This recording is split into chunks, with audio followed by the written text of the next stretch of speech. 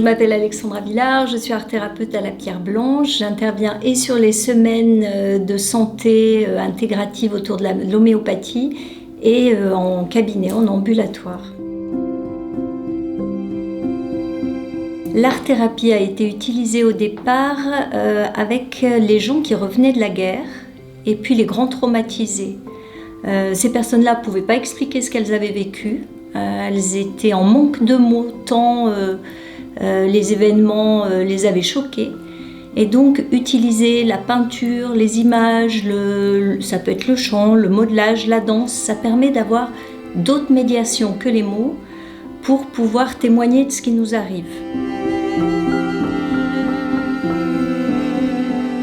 L'art-thérapie, on l'utilise aujourd'hui avec tous les publics.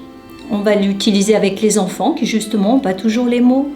On va l'utiliser avec des personnes à nouveau traumatisées ou alors quand il s'agit de secrets de famille ou quand il s'agit de choses qu'on n'ose pas dire devant un groupe ou devant une famille pour enfin pouvoir poser un petit peu les choses. On va utiliser la peinture ou le modelage, puis toute la famille va se poser la question un petit peu de qu'est-ce qui est dit là, comment ça résonne. Voilà, la personne va pouvoir témoigner différemment. L'art-thérapie pour du développement personnel, parce qu'on veut se connaître un peu mieux ou parce qu'on est dans un moment de questionnement sur son orientation professionnelle ou sur sa vie de famille ou sur qui on est vraiment, parce qu'on a tellement travaillé pendant des années, on s'est beaucoup consacré aux autres, on a besoin de se retrouver. Voilà, donc là, l'art-thérapie, c'est suffisant.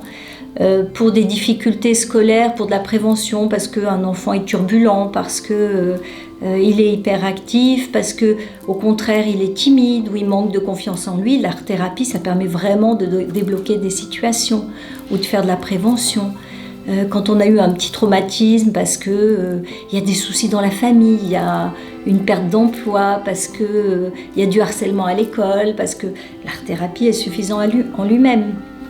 On peut créer, on peut dire des choses, on est accompagné, on pense autrement. Voilà, pour des personnes atteintes de maladies d'Alzheimer ou de différentes pathologies, c'est intéressant aussi parce que là, on ne va pas traiter la maladie en elle-même, mais on va traiter comment on peut continuer à faire travailler la pensée, la mémoire, parler des émotions, des sentiments. Quand on peut dire déjà des mots sur son bien-être ou son mal-être, on récupère un peu d'énergie pour que le corps puisse continuer, lui, de son côté, à faire son travail ou d'autres choses. Voilà.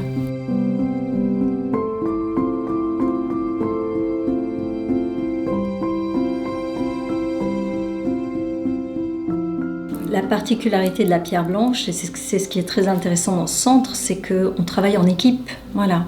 Donc sur les séjours où l'art-thérapie est proposée, il y a un travail avec toute une équipe.